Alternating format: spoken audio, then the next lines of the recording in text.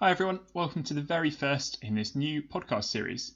The usual videos will keep going, but I wanted to find a new way in which I could chat with fellow zoologists, science communicators and conservationists who are really passionate about what they do. I'm really excited about the speakers we've got coming up. There's such a range of conversation topics and I cannot wait to get started. So without further ado, kicking things off today is Tom Land. Tom is a zoologist who has completed a bachelor's in zoology at the University of Southampton and is now completing a master's research in evolution on primate brains. He has set his sights on making documentaries and writing and presenting biology that is both accurate and inspirational. Talking today about a subject close to his heart, or rather his head, that's his pun, not mine. Today's topic is all about animal intelligence, which is all to do with figuring out why animals do the things they do. Good morning, Tom. Good morning, Rob. Okay, let's get going on today's topic then. So, talking about intelligence, so I think the obvious question is, how would you define intelligence? So, unfortunately, I think you've chosen the biggest possible question you can ask in this topic. It is an exceptionally tricky thing to answer, and as a rule of thumb, when I'm writing about it, or talking about it, to be honest, I don't really like to use the word intelligence. I will get some fantastic examples in a little bit, but just to put, like, in case you had any specific notions or ideas listening about what intelligence you think it is, if you think it's something about problem solving, like getting through a multi-stage problem that requires forward thinking, for example, in a chaotic world. Well, for a start, it's not only us that does that. We've got the corvids, the family of crows and ravens. They're fantastic at forward planning. They hide food from one another, and depending on where they're hiding it and if they're being watched or not by another crow, they'll choose where to hide it. For example, a really good one, the Norway raven experiment. In one cage, there was a raven watching a raven in a second cage. The second caged raven was given a piece of food, and it knew it was being watched, so it pretended to hide the food in one area, and then when basically it made a very loud noise on the gravel, so the raven watching it would assume, it's walking all over the gravel, therefore it must have hidden the meat on the gravel. And when the first raven was released to say, go steal the food, where the second raven hid it, it basically went immediately to the gravel. There's layers of deception there and layers of forward thinking in a chaotic world, because it's fascinating. That second raven was forward thinking about what is the other raven going to do to try and steal my food, and then hides it in one place and then pretends to hide it somewhere else. That's really fascinating. Have you got any other examples of other species that exhibit other types of intelligence? Chimps can do memory tests faster than humans, with a reaction time nearly 50% faster.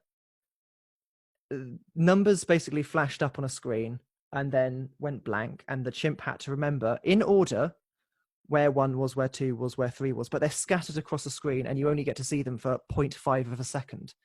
A human can't do this. A chimp can do it no problems, hand down, gets a peanut afterwards, it's happy as a clam. So it's that kind of quick reaction and ability to process information so quickly that I think is a step forward towards recognizing what intelligence is. In terms of language, we've got orca, other cetaceans, dolphins, whales. They have orca are a good one because they have pods around the globe that kind of stick to their own piece of ocean, really. And it's figured out that an orca from for example, the North Atlantic, has a completely different squeak and whistle system for language than you might see in the Southern Ocean. And that will be entirely different to another one in the North Atlantic, North Pacific. So they've got the same system of squeaks and whistles, but different tones, different intonations, different styles of this. And you can only refer to it as language because it's the same noises they're making with completely different meanings. It's really interesting because I've seen that also in birds as well. So I did a lot of work with robins in Southampton, as you know, and comparing the robins in the city to outside the city, there was a very different type of language being used. I mean, we were coming to sort out the playback that they were using for the recordings. Wherever we chose the recording from, the robin sounded differently. That's fantastic. Local dialects as well. So it's a similar sort of thing in birds as well. Yeah, you got local dialect. I mean, salmon, they have local dialects. Again, the more you look, the more you can see that it is a lot deeper than we initially thought. But that's just to do with language. But what about culture? Culture is quite interesting because it's effectively specific behavior, which isn't just learned in your lifetime, but it is learned off a parent or a relation or a relative or an older member of the group. And then you pass that onto your offspring. That can be considered culture. And you're thinking, yeah, that's definitely a human thing. Like, that's human. That it defines us in the animal kingdom. But then you see macaques off the coast of Africa. They have started in the last 15 years. It's been found one female figured out by watching some fishermen. They basically, the macaques along this beach stayed away from fish because when they got to catch them in the sea, they were covered in sand, and sand makes poor eating at the best of times. So they avoided them until this one female basically learned off the fishermen how to wash seafood in rock pools. And from then, she has taught the rest of her group, and one of that group has gone to a separate group down the coast and has begun teaching them. So there is only one way that these macaques have learned how to do this, and that is by transmission of this information that one person learned, and then they've watched the others, and that visual learning process and that understanding and the adaptation to get more food. Surely that's one of the best examples of intelligence out there, I have to say. That's really interesting. So it's a lot less linear than we perhaps expected then. It's messy. It's so messy, and that's why I think I love it, because yeah, I mean, just on touching on the macaques as well, because you can do it with apes and their tool making, because you see chimps going termite fishing, find the perfect stick. They have to whittle the stick down into the perfect shape and size, and then they stick it into the ant's nest or termite mound, and they draw out a lot of these soldier ants / termites, in which they can eat up. But also, and that termite fishing is passed down generation through generation.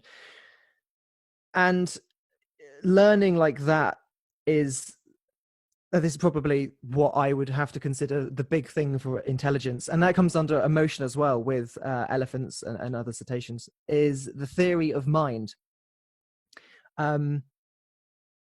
It's the fact that I can understand in my head that you yourself, as Rob, are experiencing things in your world. So the ability for me to understand the fact that you're understanding things, that is called theory of mind. And if you can do that, that is the perfect example of intelligence, I think. So what we're saying really is that intelligence is a really complex thing. It's made up of all these things we've talked about, so forward thinking and memory and language, and also this emotion, this very empathetic aspect to intelligence as well. Oh, absolutely. And yeah, I mean, and not every animal will tick every single box, but that doesn't mean it's not intelligent. Very interesting. So I guess coming towards the end, whether you could just summarize for me what you think of when you think of intelligence in maybe a sentence or two. Yeah, but intelligence for me, it's emotion, communication, and that theory of mind, all kind of mixed in. It's no one simple answer. I'm so sorry for that. This has been really fascinating, Tom. Thank you so much for this insight. I've just got one more question for you, which I'm going to ask everyone before we go. What would you say is the best wildlife encounter or best wildlife fact you've learnt whilst in lockdown? The best fact I've learned, well, considering I'm currently doing research on primate brains and their intelligence as such and their adaptations, brain adaptations, the patas monkey, or Erythrocebus patas as its Latin name, they're the fastest monkeys in the world. They are purely terrestrial. They hardly ever climb trees, but they can run up to 35 miles an hour, once 55 kilometers an hour, for a sustained amount of time as well. Usain Bolt can do 100 meters in 27 miles an hour, whereas this thing it wiped the floor with another 10 miles an hour on that for a hell of a lot longer time. Plus, they look really quite cool, and they got little moustaches. Go look them up. That is the patas monkey. So I do actually have a few book recommendations if you are interested at all in following up intelligence or what's going on inside the heads of our animal neighbors on planet Earth. Books I would recommend, you've got some fantastic ones. We didn't even talk about cephalopods or octopuses, but Other Minds by Peter Godfrey Smith is all about the octopus and what they get up to. You've got Mama's Last Hug by Franz de Waal, which is a fantastic one about chimp culture. Beyond Words, What Animals Think and Feel by Carl Safina. That's quite a lot to do with elephants and carnivores as well. It's absolutely fantastic. And the other one I do have to point out is The Genius of Birds by Jennifer Ackerman. I highly, highly recommend this. That is incredible, and it tells you you will look at birds in a completely different way after reading that one. I think that's a good point to end on. Tom Land, thank you very much. Brilliant. Thank you very much, Rob. If you want to find out more about what Tom's been up to, there's links on the screen to his website and also to his Instagram and Twitter as well. So do go and check those out. That's all for today's podcast. Next up, I'm talking to some fascinating speakers about AI and wildlife ponds. I really hope you can join us then. Until then, bye for now.